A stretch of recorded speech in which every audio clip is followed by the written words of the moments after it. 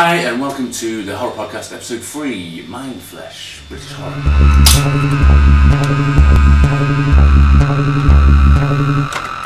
British horror has been quiet of late. The Hammer ruled the world in the 50s, 60s, 70s and to an extent the 80s. Then it all went quiet.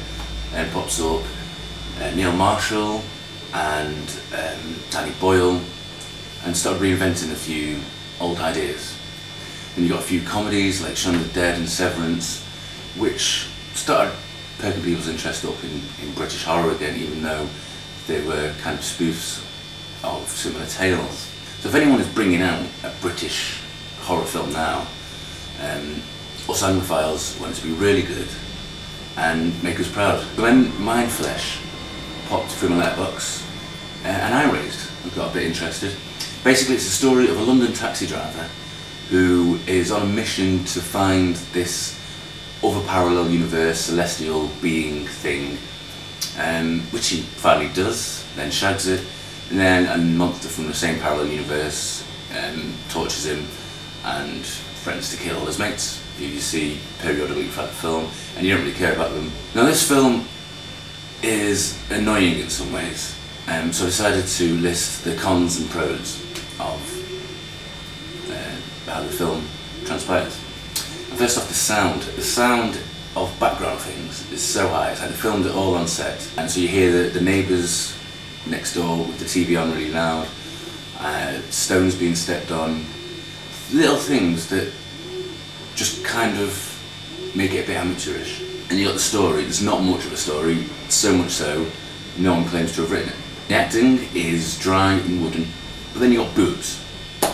Now, in the first shot with the opening credits, there's a pair of tits there just sitting there, and you're thinking, this is good, because you know you're going to see plenty more all the rest through it. And you do. At 20 minutes, 26, 39, 40, 48, and so on and so forth. So much so that you get a bit bored of seeing the same pair of tits. So I'm going to put these in a middle area around here. But the visual effects save this film. Apart from this weird wash effect, it's like a wave in its dream world type thing, and they do it a bit too much and it gets a bit annoying. We forget about it. But the monsters and things are like a beautiful cross between Clive Barker, early Cronenberg and Stephen King TV movies. So it's worth watching for those kind of things. If you're really into monster makeup and stuff, it's one you can watch. But the whole film is pretty avant-garde. This film also has a really weird method of adding the script idents, you know, like exterior, late night, someone's name kind of thing. You have them quite a lot through it. It's like if I started the show with interior, living room, Chad Stubbs, presenter, and they do this for each character.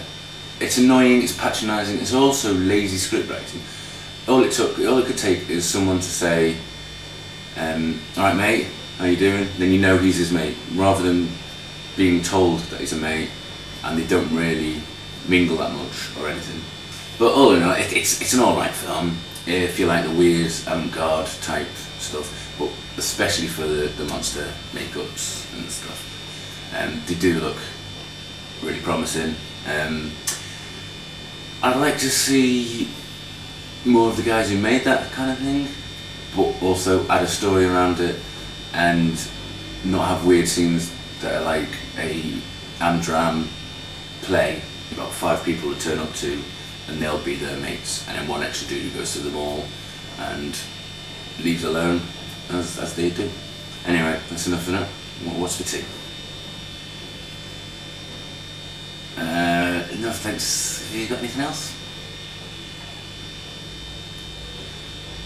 I'm not really in the mood for raspberry. Fuck it, I'll eat out. Oh jeez. Have you got anything in the house at all?